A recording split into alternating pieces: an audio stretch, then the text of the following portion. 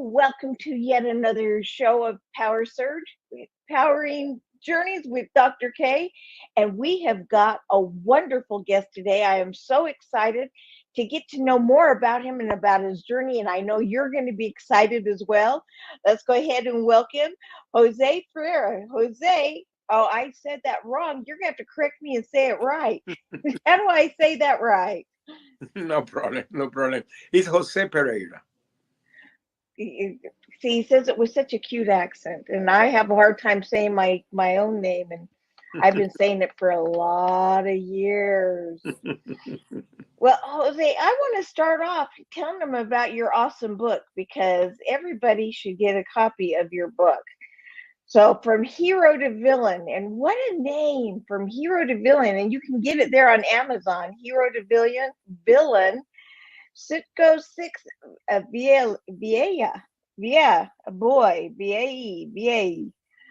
I am obviously not somebody that can speak another language. How's that? Well, the story is embedded in the name of the Citgo Six, because we were six executives that worked to Citgo Petroleum, and I was the president of the company by that time. And we went to a business trip to Caracas, Venezuela in November 2017. And that day we were trapped in an ambush by the Venezuelan government and accused to be American spies. And that's what happened. We were trapped and kept 5 years as international hostage until the U.S. government negotiated our release through a prisoner swap. So that's our story. Oh, that's a short story. You're gonna have to tell us more about that as we go. I tell you, that's quite fascinating. And scary at the same time. And the fact that you've overcome all of that stuff is just remarkable.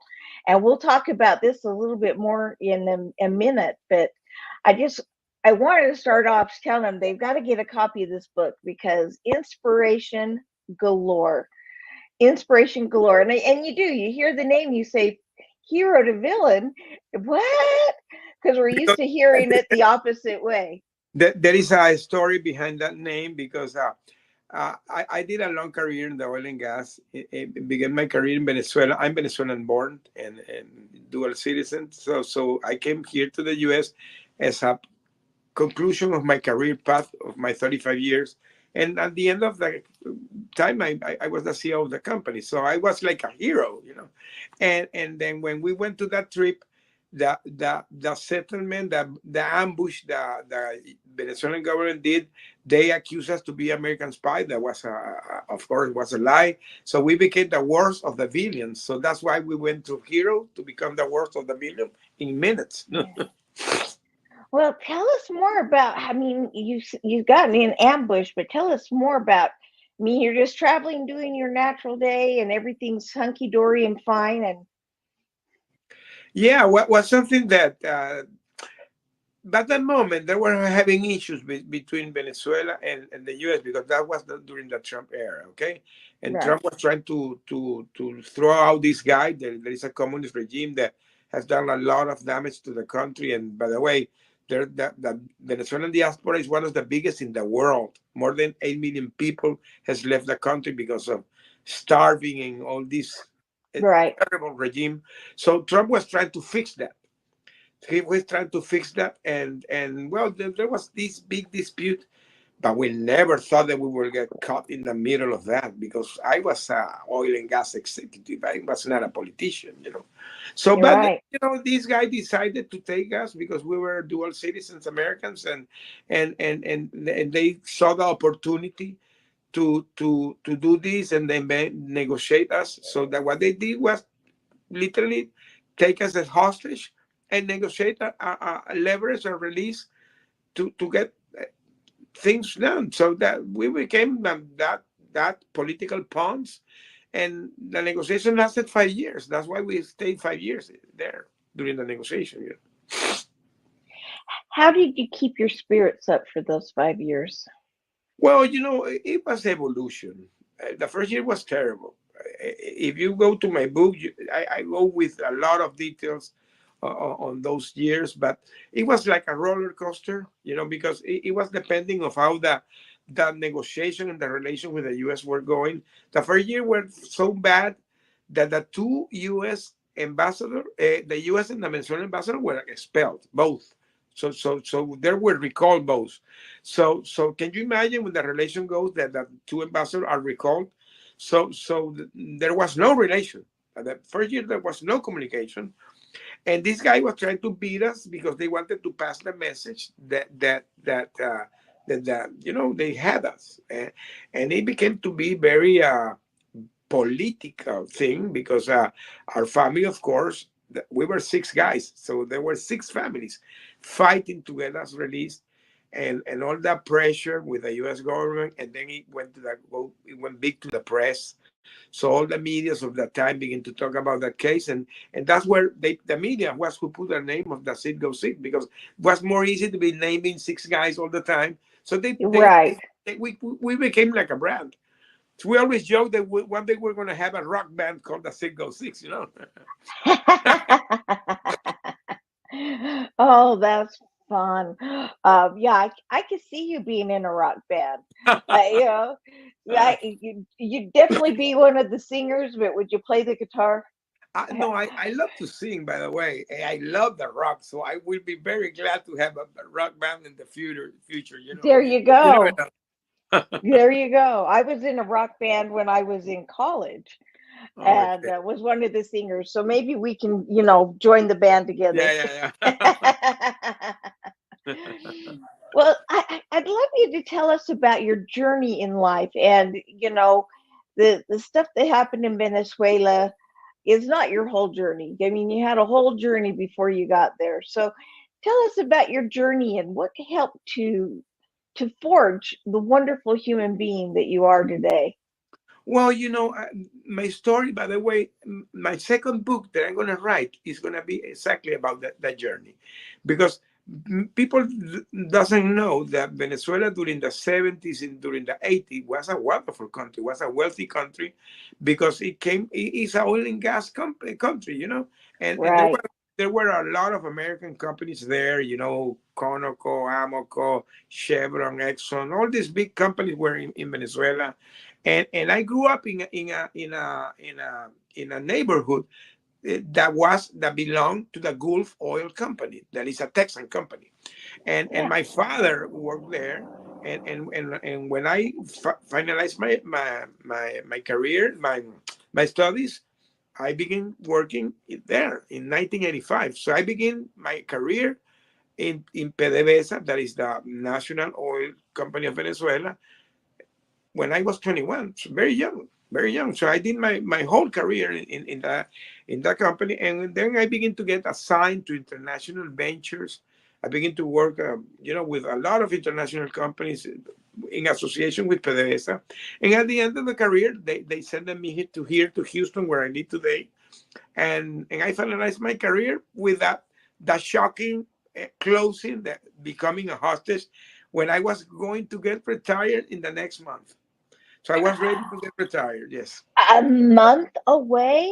hmm hmm Oh my That trip was goodness. my last trip before retirement. That when I did the presentation, I was closing my career. So I was like, okay, what a way to close your career, in a set with 1,000 people, big crowd, making a big presentation, standing ovation. So I was like a hero.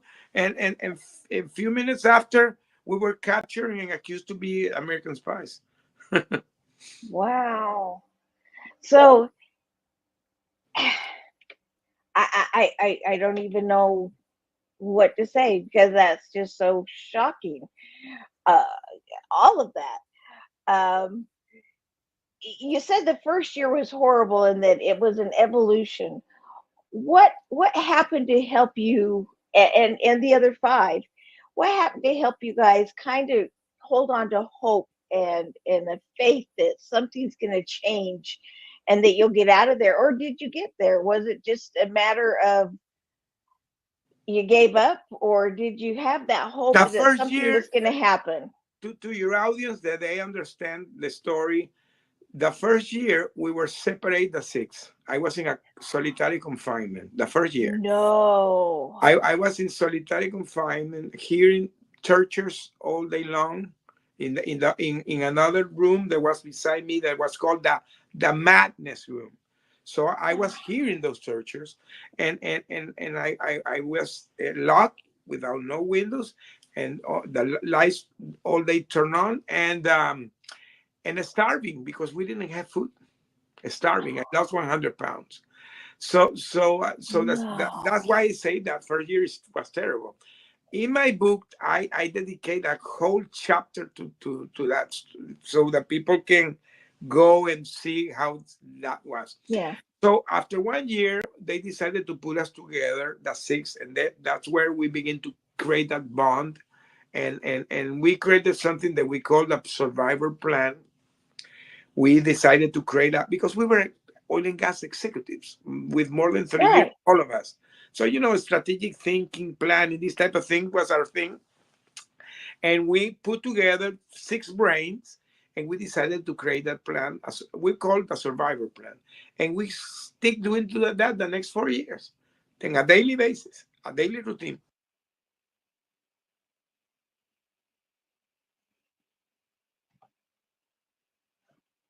Was that we got connected to our family, we got connected, that gave us hope, that, and we got connected to also to our spirituality because we begin to pray and read the Bible. When they begin to allow us to have books, we begin to read the Bible on a daily basis and pray. And I became a man of faith, and today I'm very connected to my church. I do church service today. So that is something that came from that. So sometimes God puts you in a situation that you have to go to a terrible moment in your life because he needs to do like create a new man in you, so that I Yeah. understand that is part of the process, that why we went through that process today.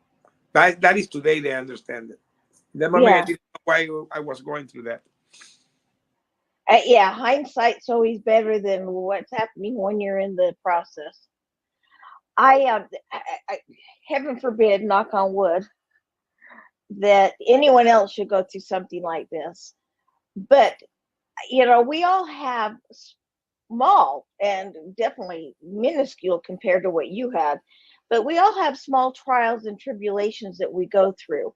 And Mhm. with those trials and tribulations, we think, oh, this is it. And we don't think we can get beyond that. Correct. Give me some advice, or give our audience some advice on how to cope with these small tribulations. And to them, they're not small. To them, they're overwhelming. So when I say small, please, everyone, I'm not downplaying it. I'm just in my mind thinking about what Jose went through, and it's like, oh, nothing I've gone through is that bad. Um, so as they're facing tribulations, what's advice you would give them? Well, let me go back to that 1 month before we went through our hostage situation. 1 month before, because as I said, I was planning to get retired. So I flew to talk with my boss to get my retired approved 1 month before.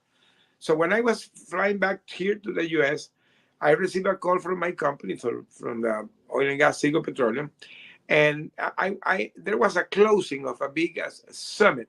It was a environmental and health summit, and I needed to go to the closing because I was a CEO.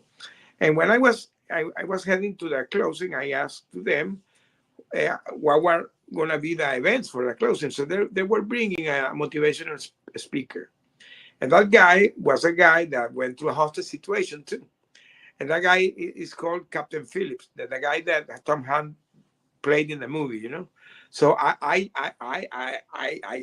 heard him, and when he finished his speech, I asked him, "Wow, what a journey, my friend! How you survived that?" And that guy, and today I believe that guy was an angel that God was putting me, because in his mouth he told me that everybody has inside an unbreakable spirit, but you have to unleash it connecting with God. And you can do things beyond what you think, but when you make that connection. And that today is part of my coaching program, by the way. So how you can unleash your unbreakable spirit, because everybody has that inside. Remember, Oh, we come from God, so we're creatures created by God. We have that inside us, but we don't know it. We don't know it. That's how you see that people do things beyond what they ever can think they can do it. So, what can be my advice? That everybody has that inside, but have to look inside yourself, have to unleash it. So, if you're going to anything that you think you are done, mm-mm. You are more than that. You are not what your circumstances are surrounding you. It's what you really believe that you can be. And if and it's like that because you know you have a purpose. You have to find your purpose, and when you find your purpose, you can be maybe it's not what you are today, how you see yourself. It's really where you want to be. What is your purpose? But you have to have that choice. It's a very personal choice. So anybody that is going to any situation in life, what I have to think is this what I want to be? This is how I see myself, or I want to go further.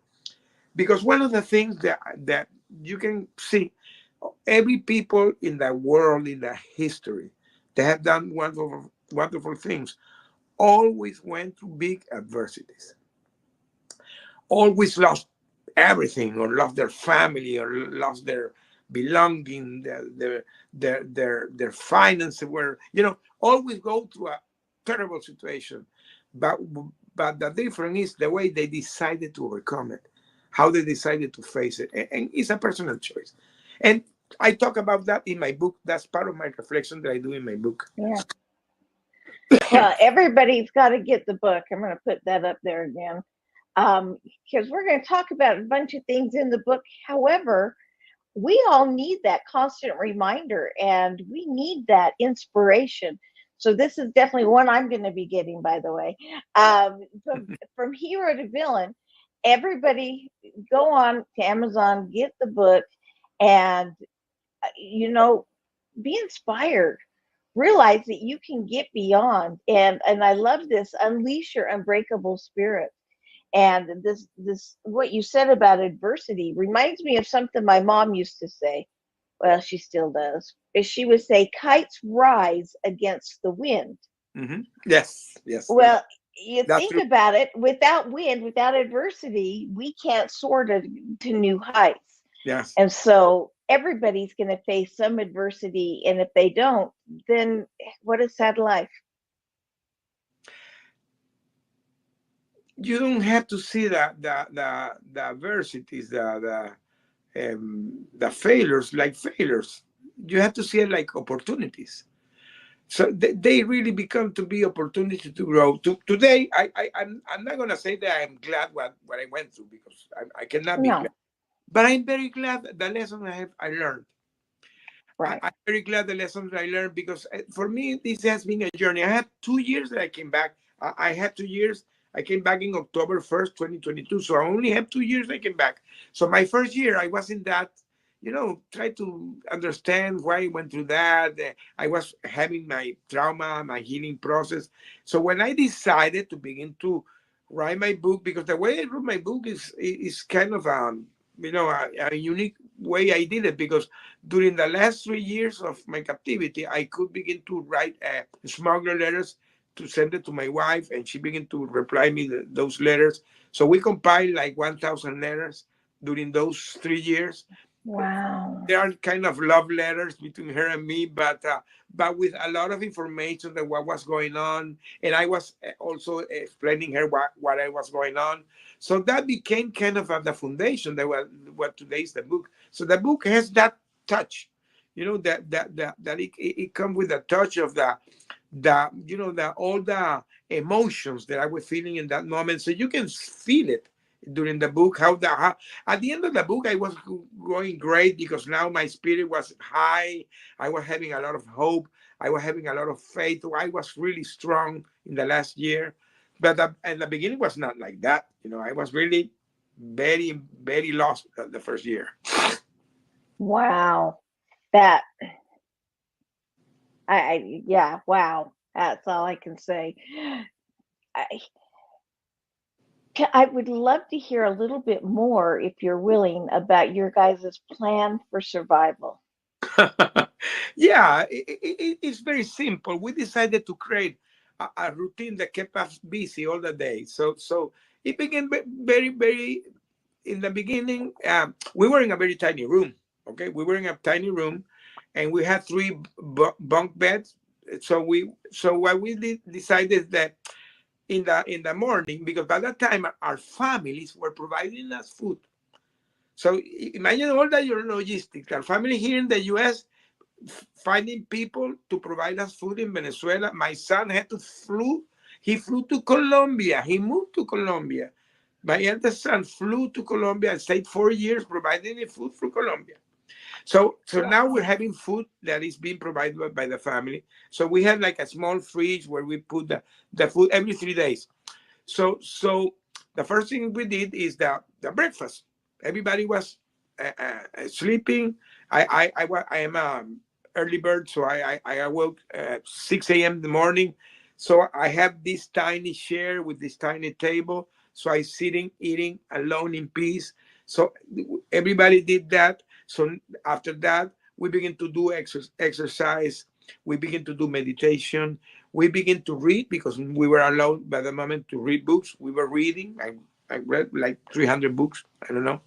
And I Wow. was writing my letters every day in daily basis. I was doing like a diary, like a memoir. Every day I was writing. And then we sanitized the room.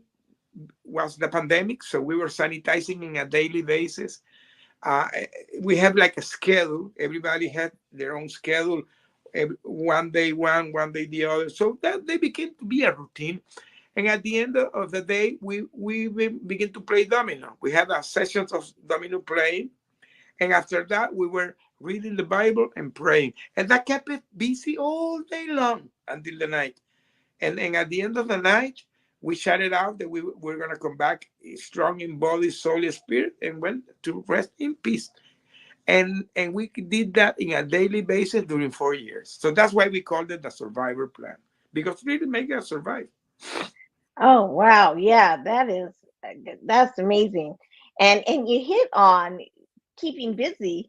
And I know that's one of the things people with depression, Mhm. they're so depressed they can't do anything, but that actually puts them deeper into the circle of depression. And so it's finding something to do, routine, and dominoes. I love that. I'll bet you're Well, a great domino with player this now.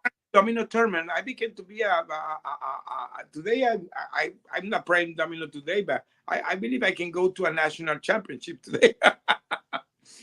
Oh yeah, I would imagine you can.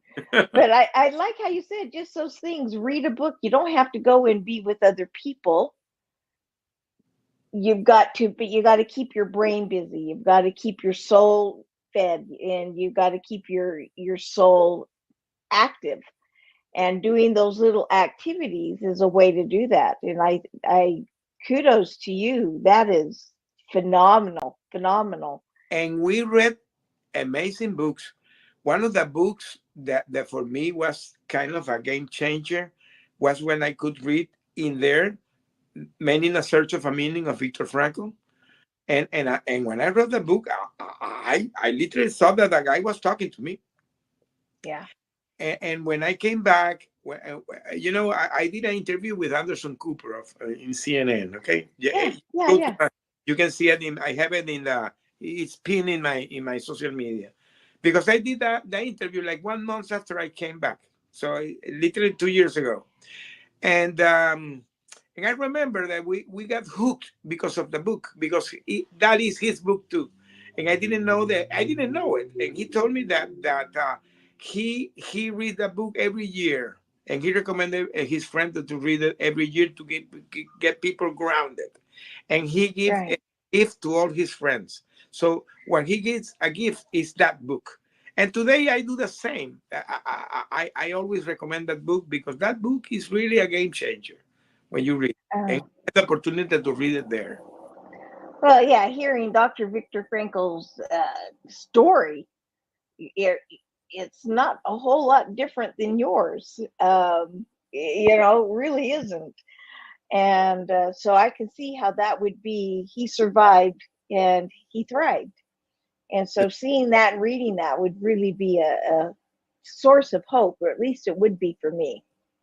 Yeah, yeah, yeah. No, I did a connection because we saw a lot of parallelism with where we're going and what happened to him. Of course, I don't want to compare with Viktor Frankl, but Yeah. we went through things that we were going through things that he put it in his book. We were going through those moments, things that Yeah. he tells in his book. We were going in that moment. We were looking at where we're going. So of course that when I read how he managed to survive, oh, that gave us a lot of hope because now we found out like what we had to do, you know. And today, as I said, I decided because today I'm a leadership and resilient coach, and basically what I do is try to help people, you know, with this. And I'm more connected to the entrepreneur, business owner, C-suite because I was a CEO, so I try to go to that area. But this is something that is universal, can be used in your personal life too. Yeah. Tell us a little bit more about your coaching. And I know you work with the corporate people and with the CEOs, C-suite positions, and with entrepreneurs. But if I wanted to get involved in your coaching, what are some things that I can expect? What are some things you would expect from me? What just tell me more What, about it. what, what I try is to ground the people to connect their business success with their personal fulfillment. Because one of the things that when you're in a CEO position, or maybe you're a business owner, you forget that you have a personal life, you know? And sometimes when you begin to grow in the ladder and then you become successful, maybe, but you begin to lose things. You begin to lose those small things like connection with your family, connection with your friends, connection Yeah. with health, connection with your well-being. So you know, it's kind of a pity that you can be a successful guy and in your company, when you go to your house you feel alone. That is more common than you can think, you know. So because I was there, I have been there. They don't have to tell me, I was there. I Yeah. suffered. And let me tell you, for me, this situation made me reflect that. And today I went to a different path. I could have come back to go to corporate. I decided not to do that. I decided to take my time, invest time with my family. I began to go to my church. I began to help others. So I discovered that that really was giving me joy. And I begin to speak because I also am a speaker. And by the way, I'm having more and more speaking engagement talking about this. I have a speech called From Captivity to Freedom, where I talk about this, how you can be captive. You don't have to be a personal hostage, but you can be hostage of your beliefs, hostage of the situation that you're going in your life. So how many people are not trapped in that? And they don't think how they can make it, and they can make it. They need to, you know, have a shift in their mindset. And this is exactly what I do in my coaching. I like what you said. We kind of get trapped, and we become a hostage of our own doing. I Yes, mean, we're the ones that have captured us and held yes, us hostage. yes, sir. And what are some of the things that you encourage people to do to get past that hostage syndrome? Well, things simple as connect with people. Tr- if you're in a leader position, try to be more human. Try to have more a human connection. Be more empathic. Cultivate the empathy. Very, very, very uncommon when you are in a leader position. All those great leaders always are empathic. You know, they connect with the people because the only way that you really can connect with the people is being people. So being human being. Dr. Karen, when we went to my hostage situation, I had the opportunity to be there with all the political prisoners that was in Venezuela. I met very high-ranked people with me, militaries, and politicians, you know, human rights people, you know, journalists, high-ranked people. But you know how we connected all of that because we were people having the same ordeal. So we became Yeah. friends, you know. So you know the people that maybe you see in the TV is a normal person. So and in that moment you're connected because you're human. I mean that's the same thing people have to do in their jobs in their businesses. Try to be more human. So this is something that I recommend that the person that take a look at themselves. See how they are behaving, and they will maybe find they had to change things in their life. And for example, that personal touch, the understanding the other, is so powerful. When the people, your employees, see that you as a leader really take care of them, wow, that is so powerful. That is a win-win situation. It's really a win-win situation. If the leader understand that, they will do it more. They will do it more. I like that. And I want to reverse that advice too. If you're not the leader, don't be afraid to walk up to the leader and say hi because they're a person too. And Yeah. sometimes it can be lonely at the top. Oh, yeah. And typically they are lonely. As I said, I was a CEO, and one of the Yeah. things I found myself sometimes that I was alone. I saw myself in my office eating alone, uh, dinner brought by a restaurant, and eating in a table alone because you know the people think that you're like a unreachable, and you're a human Yeah. being, you know. Oh, I've seen it. I've seen it where the executives have gone and sat in the individually gone out and sat in the cafeteria or lunchroom or something, and everybody scatters. Yeah, And it's like they're a human being too. Go sit with them and eat lunch with them. Ask them how they're doing. yeah. And on the same hand, if you're the boss, you go up to a group of people and say, "Hey, I'd love to sit with you guys and find out a little bit more about you. Is that all right?" And let me And tell you, so, you go will ahead. discover a lot of things when you do that. Because the other thing that sometimes I'm not gonna say that is good or bad, but it's very common that when you are in that position, your management team kind of isolate you too because you're only talking with them. So you don't know what's going below. See, when you talk directly to the people, wow, you will find a lot of things, you know, a lot of feedback. And this is another thing. Hear the people, hear, not only talk, hear them and have the feedback. That's very powerful. Give us more description on hearing people because we know what that means, but I don't think a lot of people actually understand what hearing means. Because sometimes you are hearing is yourself. You're not hearing the others.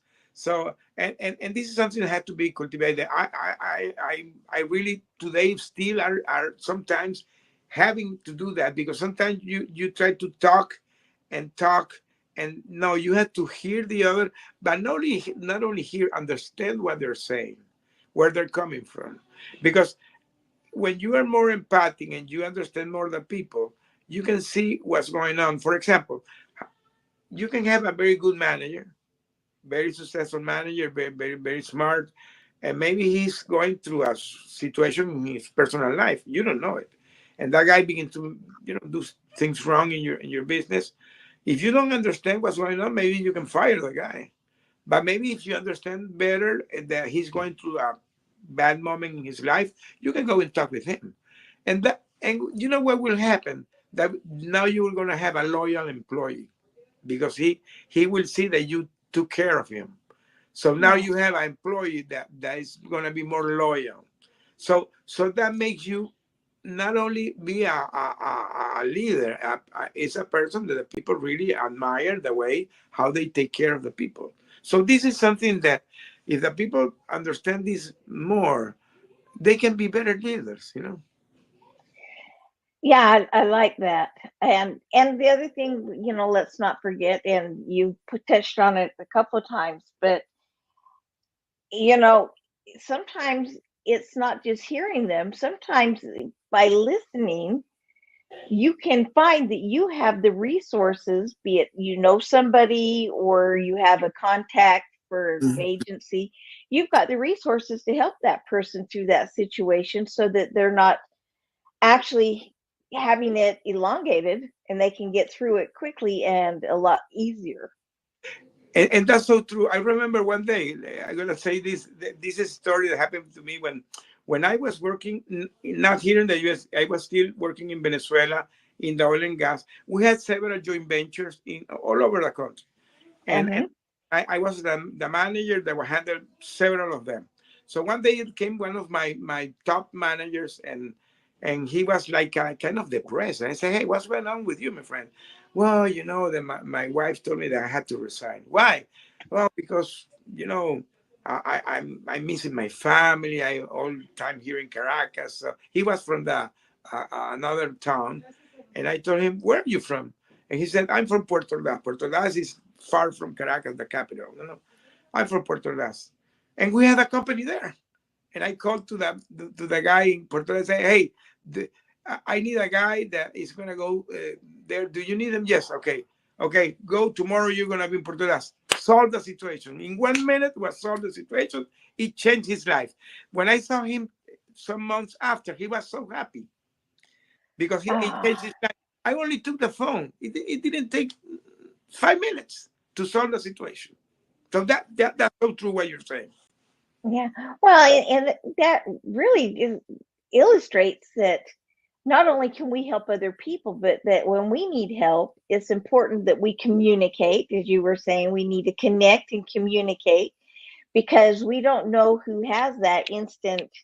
I mean, if he hadn't have told you he was sad because he was retiring and the reason why, you wouldn't have had the thought that, oh, hey, I should call this other company. It wouldn't have occurred to you, I would imagine, because the need wasn't obvious. Yeah. And you said it very well that I could help a person, but those one person can help you too, because maybe you're going in a bad moment in your company. You're struggling how to solve things, and maybe one of your employees have the answers. If you talk with them, you can get surprised how many of those people can help you, because one of the things that a leader has to cultivate is that innovation, always thinking how to do things different. And one of the things to be innovative is talking with the people and encourage them to do it, because uh, if you encourage that as part of your culture, and maybe you can do a bonus for the people thinking, bringing ideas. That's very common in some successful company like Microsoft. Microsoft does Oh, that. yeah. They encourage people to be innovative, and they give a bonus for that. So they pay for that. So now that people are thinking to do things different, but by you receiving the feedback from them. So Yeah. now you're not only hearing them, now you're incorporating some practice in your business. So it's a win-win situation. So this is the type of thing that somebody that is in a leadership position have to take in consideration: being innovative and be adaptive, adapt to the situation. And the only way to be adapting to the change is hearing the people, and not only hearing that they understand that you take care of them. So when you take care of them, that they feel that you really take care of them, the people will feel great. That will make a better workplace to be. Well, you talked about loyalty, but when people know that you're there to take care of them and you've got their back, they'll bend over backwards to take care of you and have your back too. Yes, sir. And it's cyclical and it just keeps going over and over and over again. So And that's that's what the successful companies do. So the people yeah. have got that key. That is the secret sauce to be successful. I love that. I love that. Um, who are your best coaching clients? I know you talked about, executives and things, but tell me more about who your best client would be because I Well, know there's a lot of people I have, wanting to be. I have a group. I'm based in Houston. I have a group. I'm not gonna name the names because, but I have a group here that I do a weekly session with them. I do once in private one-on-one, but I have also a group that I do it on a weekly basis with them. And Basically are in person. I do it in person. I go and sit down with them.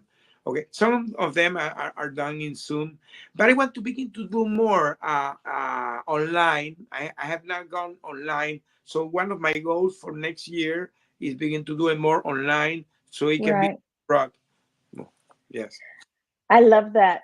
And you mentioned that you have a group, so you do group coaching in addition to one-on-one coaching. Yes, yes, I do group coaching. Yeah, I have a group, but it's a group like around 20 people. Yes.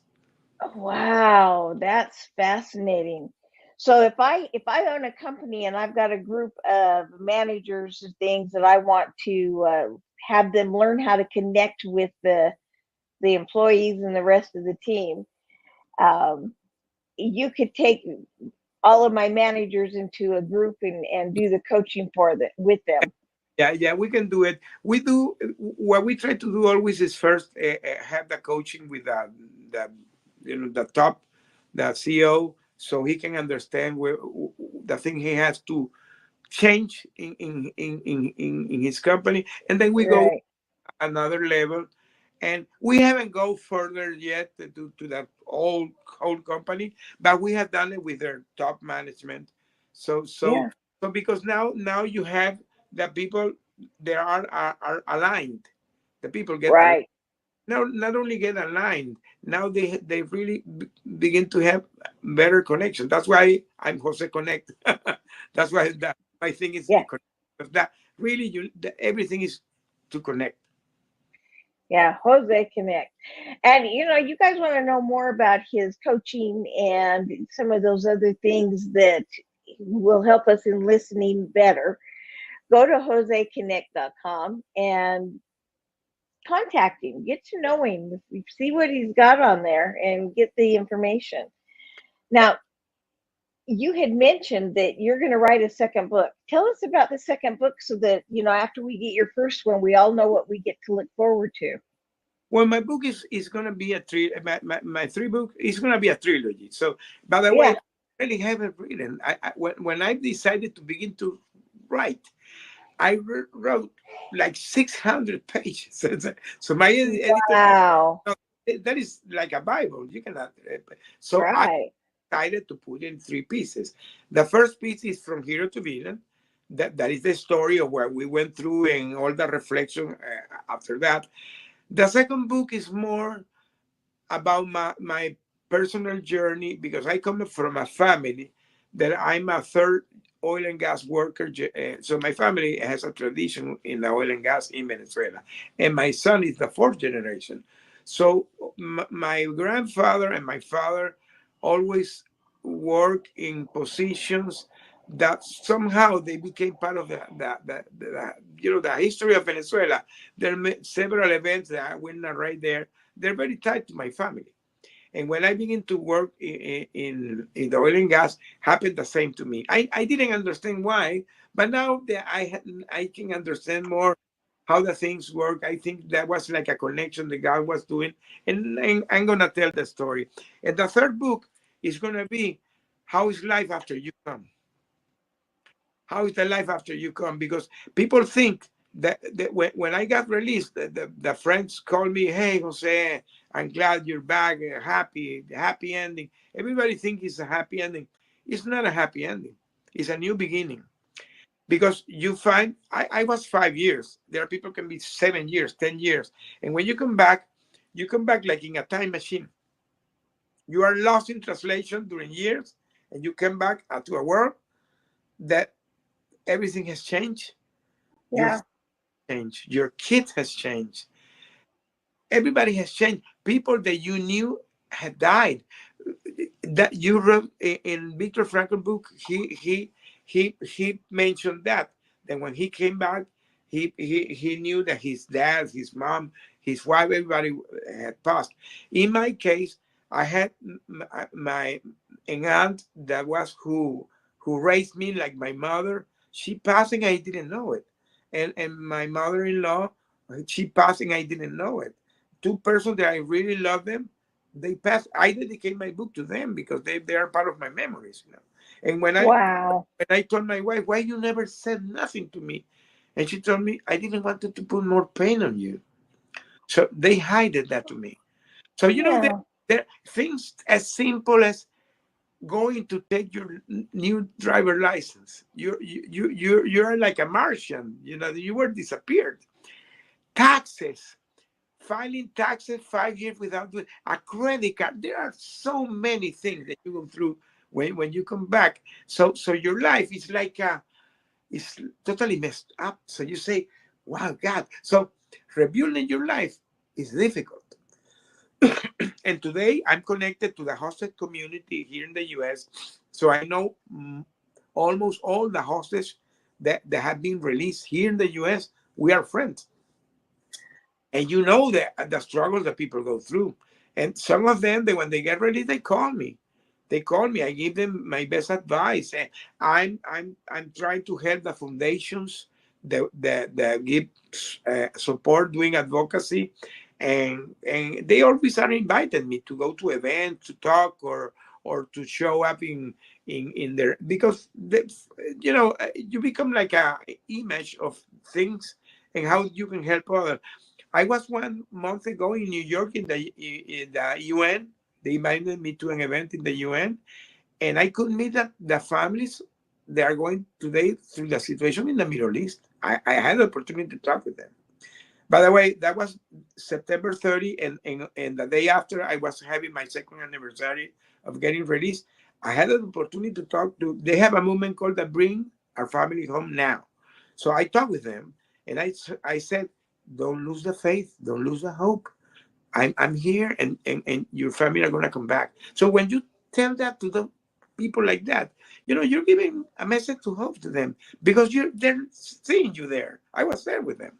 Hmm? Well, when you become human, it's not, oh, that happens to other people. It's, yeah, I know somebody that happened to.